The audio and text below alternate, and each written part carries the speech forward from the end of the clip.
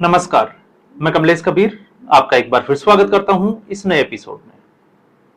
आज के इस एपिसोड में हम बात करेंगे आरक्षण हटाओ आंदोलन की जो मुहिम जोर पकड़ती हुई दिखाई दे रही है, अब उसके सुखद परिणाम देखने को मिल रहे हैं। और जिस तरीके से कल रामदास अठावले ने इसको लेकर एक ट्वीट किया, उससे बाद से जो है वो ये जाहिर है कि अब जो बात जहां चर्चा के लिए पहुंचनी चाहिए थी, ये बात वहां चर्चा के लिए पहुंच रही है। अब रामदास अठावले, पहले हम थोड़ा सा जो है वो रामदास अठावले की बात कर लेते हैं। रामदास अठावले, हो सकता है हास्य और व्यंग्य के लिए जो लोग हैं, उनको जो देखते हैं उनके लिए वो अच्छे लगते होंगे, लेकिन आज तक का संसद के किसी सदन में रामदास अठावले का कोई ज्ञानवर्धक या फैक्ट्स के साथ कोई भी भाषण है कभी आपने सुना? बिल्कुल नहीं।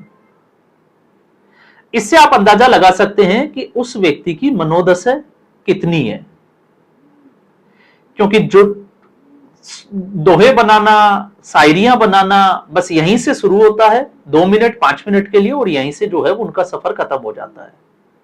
दूसरी चीज, रामदास अठावले जनता के चुने हुए नुमाइंदे नहीं है। वो भारतीय जनता पार्टी के रहमो करम की वजह से इस वक्त संसद में बैठे हैं, और उनको लगता है कि देश की जनता उनके साथ है, तो उनको एक बार चुनाव लड़कर देख लेना चाहिए लोकसभा का। शायद अंदाजा लग जाएगा कि रामदास अठावले के पीछे कितने लोग हैं। और जब बात आती है उस व्यक्ति की नीयत की, तो आप समझ सकते हैं कि जिसकी सरकार होती है, ये व्यक्ति उसी के साथ चिपका रहता है। तो बात ये जो है वो हमेशा ये कहता है कि मैं दलित हूं, मैं दलितों के लिए जो है वो राजनीति कर रहा हूं। नहीं, ये सिर्फ और सिर्फ अपनी राजनीतिक रोटियां सेकता है, फिर वो कांग्रेस पार्टी के साथ जाना हो या भारतीय जनता पार्टी के साथ जाना हो। और इससे भी बड़ी बात, जब कॉकरोच पार्टी के साथ या कॉकरोच जनता पार्टी के साथ अगर आरएचए जो आरक्षण हटाओ आंदोलन है उसको साथ अगर ये जोड़कर देख रहे हैं, तो ये इनकी सबसे बड़ी गलती है। क्योंकि कॉकरोच जनता पार्टी का जन्म जो है वो सिर्फ और सिर्फ राजनीति से प्रेरित होकर और राजनीति के लिए, और राजनीतिक जो नुमाइंदे हैं, नेता है, उनकी छत्र छाया में वो निकल कर आई है। और उसके फॉलोवर्स कैसे थे वो सबको पता है। ऐसे जो लोग हैं जो मिलियंस ऑफ फॉलोवर हो, और 200 लोग जो है वो जंतर मंतर पर इकट्ठा नहीं कर पाए, और जंतर मंतर पर जो भीड़ आई वो भारतीय जनता पार्टी की बेवकूफियों की वजह से और उसकी नाकामियों की वजह से आई। तो इसका क्रेडिट जो है वो कॉकरोच जनता पार्टी को, भारतीय जनता पार्टी को देना चाहिए।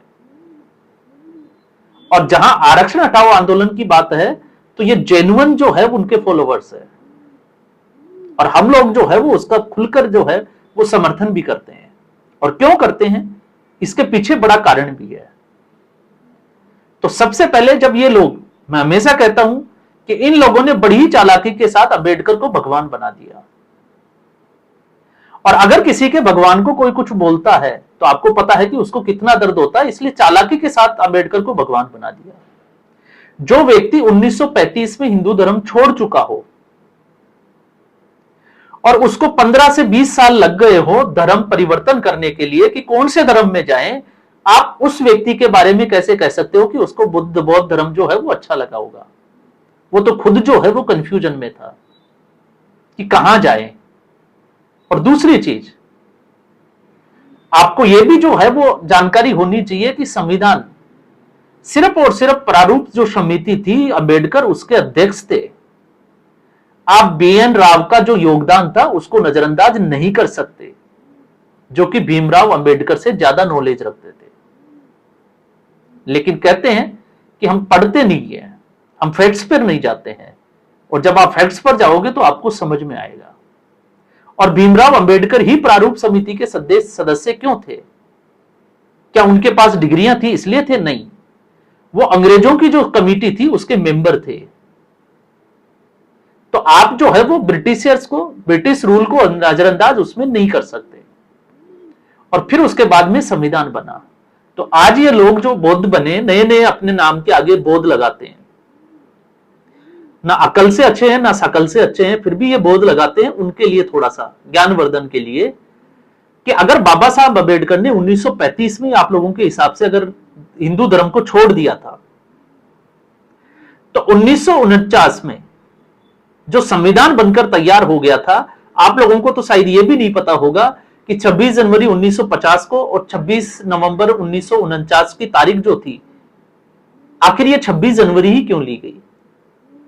क्योंकि जब आप इतिहास के पन्नों में पढ़ोगे तो पता चलेगा, आरक्षण से नौकरी मिलने का, अफसर बनने का, बड़े पदों पर जाने का मतलब यह नहीं है कि सबको जो है वो ज्ञानी हो। 26 जनवरी 1930 को जिस तरीके से पहली बार जो है वो स्वराज इंडिया की तरफ से जो तिरंगा फहराया गया था, झंडा फहराया गया था, उस तारीख को याद करने के लिए 26 जनवरी 1950 को यह संविधान लागू किया गया था। और जब संविधान लागू किया गया था तब इस आरक्षण की जो मियाद थी वो सिर्फ और सिर्फ 10 साल के लिए थी। तो जो आरक्षण करते हैं, ये संविधान की मूल भावना नहीं है, ये सिर्फ और सिर्फ जो वंचित थे, पिछड़े हुए लोग थे, उनके उत्थान के लिए ये सब कुछ किया गया था। और अगर आपको इसका श्रेय देना है तो फिर भीमराव अंबेडकर को श्रेय नहीं जाना चाहिए। आखिर भीमराव अंबेडकर ने आरक्षण का जो प्रावधान किया गया वो कहां से किया?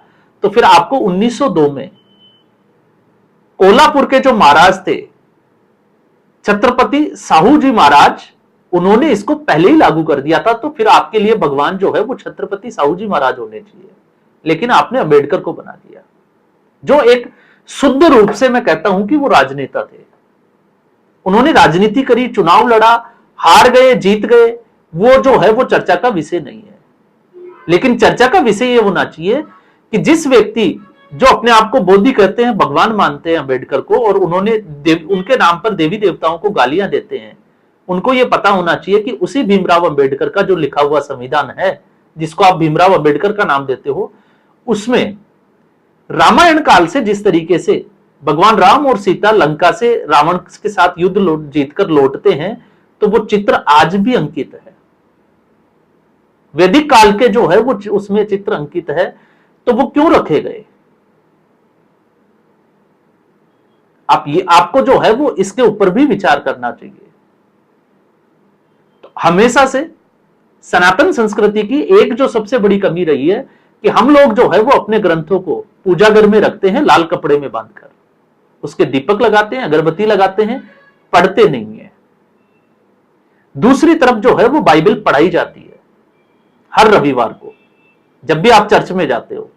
इसके अलावा अगर आप देखोगे तो मौलवी जो है वो कुरान पढ़ाते हैं, लेकिन यहां ना रामायण पढ़ाई जाती है, ना जो है वो भगवत गीता पढ़ाई जाती है।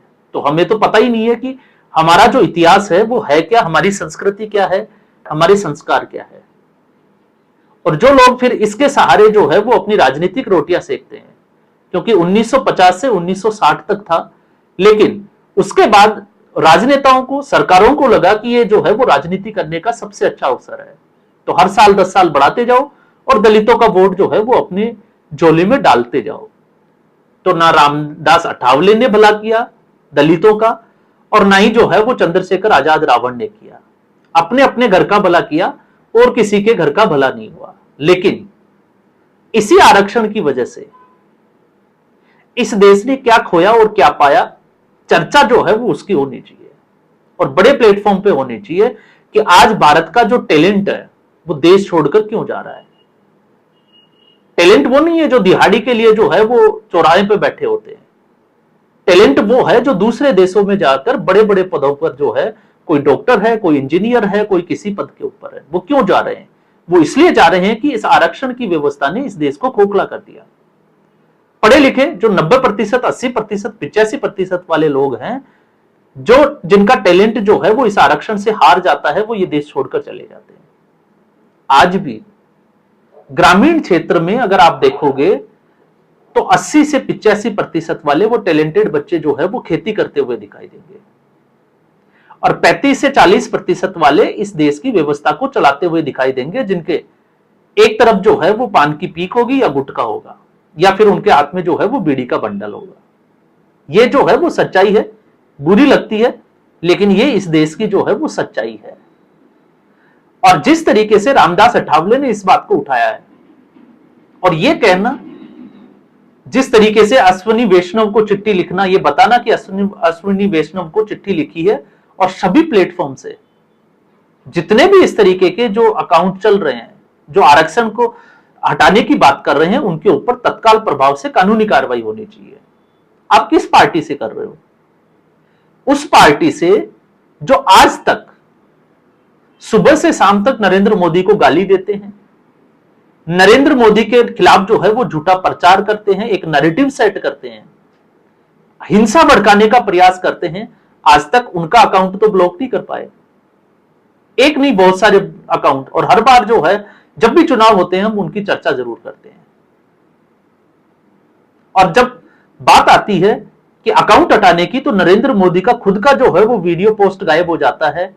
आप सोचकर देखिए, 150 करोड़ के पास आबादी वाले देश के प्रधानमंत्री, एक मजबूत लोकतंत्र का जो प्रधानमंत्री है, उसके वीडियो को मेटा के द्वारा हटा दिया जाता है। केंद्र सरकार ने क्या कर लिया?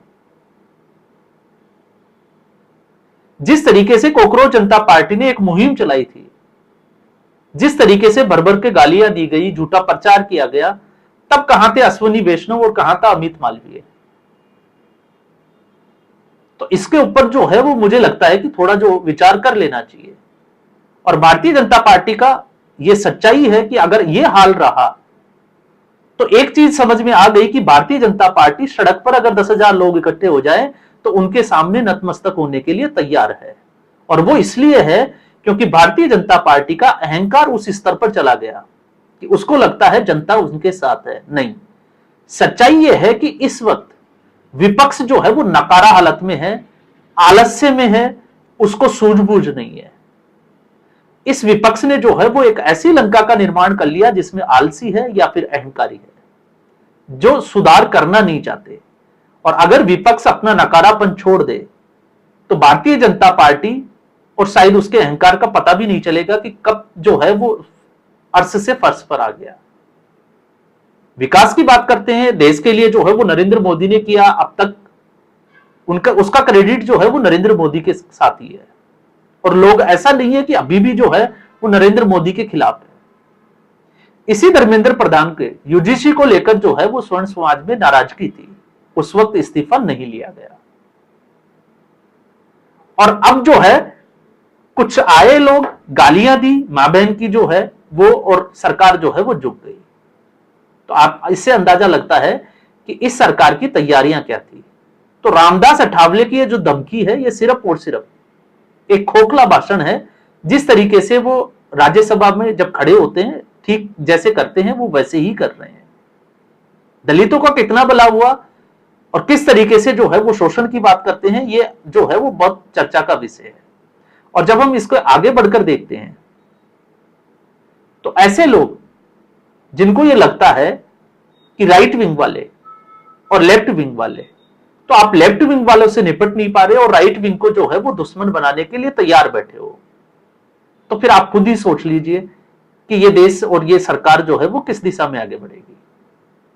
तो रामदास अठावले जो धमकियां लगा रहा है जिस तरीके से, क्योंकि और भी बहुत सारी चीजें हैं, कुछ मैंने जो नोट डाउन भी की है, जैसे इसमें दिया गया कि ऐसे मामलों को गंभीरता से लिया जाएगा, कानून के अनुरूप जो है वो उनके ऊपर एक्शन लिया जाएगा। किसके ऊपर एक्शन लोगे? एक्शन लोगे, तर्क क्या है आपके पास? और जब ये कहते हैं कि इस प्रकार की पोस्ट जो है वो भारतीय संविधान की मूल भावना तथा सामाजिक न्याय के विरुद्ध है। आज भी राजपूत हो गए, ब्राह्मण हो गए, इनके लड़के जो है वो मजदूरी करते हुए आपको जो है वो दिखाई देंगे। उनकी स्थिति क्या है कभी आप देखोगे तो आपको अंदाजा लग जाएंगे। SC ST से भी जो है वो बदतर हालत में है कुछ परिवार तो, लेकिन आरक्षण की जो मार है वो उससे उभर ही नहीं पा रहे। और दूसरी तरफ आरक्षण जो है, और मैं हमेशा कहता हूं कि आरक्षण जो है वो होना चाहिए, क्योंकि आप आरक्षण के तर्क के खिलाफ जो है वो काउंटर करने के लिए EWS की बात करोगे कि नरेंद्र मोदी ने 10% जो है वो EWS को मजबूत किया है। तो हम हमेशा ये कहते हैं कि आरक्षण जो है वो सबसे पहले कम से कम शिक्षा में और मेडिकल में, इन दो चीजों से तो जो है वो हटना ही चाहिए। इसके अलावा जो है वो आप क्लेरिकल स्टाफ में रखिए, एक आरक्षण से पास होकर अगर कोई लड़का टीचर बनता है वो क्या पढ़ाएगा? और ऐसा डॉक्टर किस काम का जो 40% अपनी जो है वो पढ़ाई, और अगर किसी का नीट में एडमिशन हो भी गया तो 4 साल का प्रेशर जो है वो कैसे झेलेगा? आपको उस सिलेबस को भी देखना पड़ेगा और उस 80% 85% वाले बच्चे की मनोदशा को भी देखना पड़ेगा। तो जो आत्महत्या है, एंटी जो पेपर लीक, जो जितना भी जो कानून बन रहा है, ये सब धरे के धरे रह जाएंगे, क्योंकि जब आत्महत्या का जब विचार आता है तो वो प्रेशर यहां होता है। और प्रेशर इसलिए होता है कि 40% से आपको कॉलेज तो मिल गई, लेकिन पहले ही सेमेस्टर में आपको पता चल गया कि अब ये मेरे बस का नहीं है। तो इसलिए शिक्षा और मेडिकल, इन दोनों में जो है वो आरक्षण हटना चाहिए। और उसके बाद जिस परिवार को एक बार आरक्षण मिल गया, उसकी आर्थिक स्थिति सुधर गई कि उसमें एक व्यक्ति जो है वो 50,000 के आसपास सैलरी ले रहा है, तो अब उसका आरक्षण जो है वो दूसरे किसी वंचित परिवार को देना चाहिए। लेकिन इसके ऊपर किसी का ध्यान नहीं जाता। सिर्फ और सिर्फ जो है वो कोई भी राजनीतिक दल हो, सिर्फ और सिर्फ उसको जो है वो मलाई खानी है सत्ता की, और यही जो है वो चल रहा है। फिर चाहे मैं ना किसी कांग्रेस पार्टी की बात कर रहा, ना किसी की, सब पार्टियां आती है इसमें, चाहे भारतीय जनता पार्टी ही क्यों ना हो। तो इस एपिसोड में फिलहाल इतना ही। उम्मीद करूंगा वीडियो एपिसोड आपको पसंद आया होगा। वीडियो को लाइक करें, शेयर करें, चैनल जरूर सब्सक्राइब करें। धन्यवाद।